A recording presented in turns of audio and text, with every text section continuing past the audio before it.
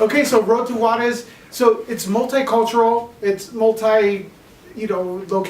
How hard was that? Multicultural was not hard because we're all artists and we're all doing collaborating. So that wasn't hard. What was hard was that sort of on a technical level, everything you had to do twice. Like you had to have a script that had English and had the Spanish translations. You try to get as many people that are bilingual as possible, and from a very technical level, it was tough because you had to do subtitles in both languages, and but what I tried to do was make the script as universal as possible to where it didn't matter where these kids were. You were in CSI Cyber are filming that right now. How was the transition from going to like this kind of film? Is mostly Spanish or what is it like? It's about 80-20 English. Correct. How was the transition? How did you prepare yourself for that? Well, first of all, I was not one of the bilingual people that they were able to convince to be in this movie. When I saw a cut of it a few years ago, or a year ago or so, and I was just thankful to finally figure out what everyone was saying. So I used the subtitles much to my advantage. I was like, oh my god, this is what this movie's about.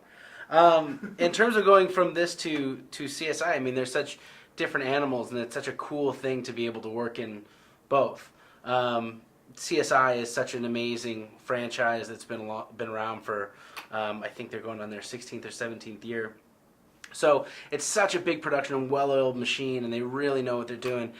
But that also provides a little bit of sterility, kind of, in some ways. It's such a great group and so much fun to go and be a part of, but I think there's always going to be something that makes you want to go back into heartfelt, independent filmmaking where you can really get down in the dirt and, really just get together with a bunch of people that have an idea and no money, which is the best way to make a movie, and really try to lean on each other and see what you can make out of it. So it's a passion project in every sense of the word. And the film is limited budget, but you made it look like an A+ production. Thank you. Especially with cinematography, film quality, and sound.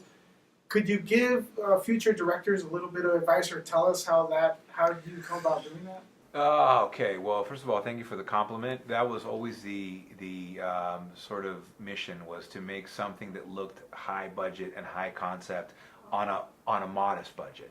So advice. I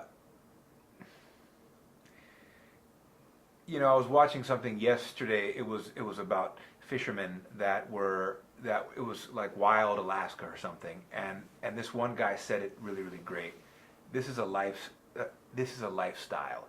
He says, if you don't love it, don't do it, because there's too much stuff that you're not going to get paid for.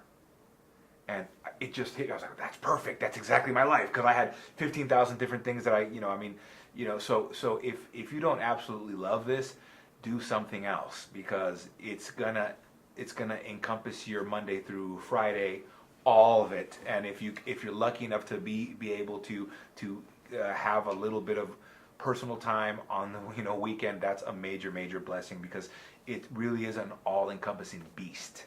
So that's probably the biggest thing. And then the other thing that I would say is just trust your gut, because you're always going to be hearing a lot of different people saying a lot of different things about a lot of different in a lot of different places. And in the end, it's all about you got to go with that gut, with that voice that's just saying, this is right, this feels right, do this, and the rest you just kind of got to let it peel off, because there's so much of noise. In independent film especially, there are a lot of people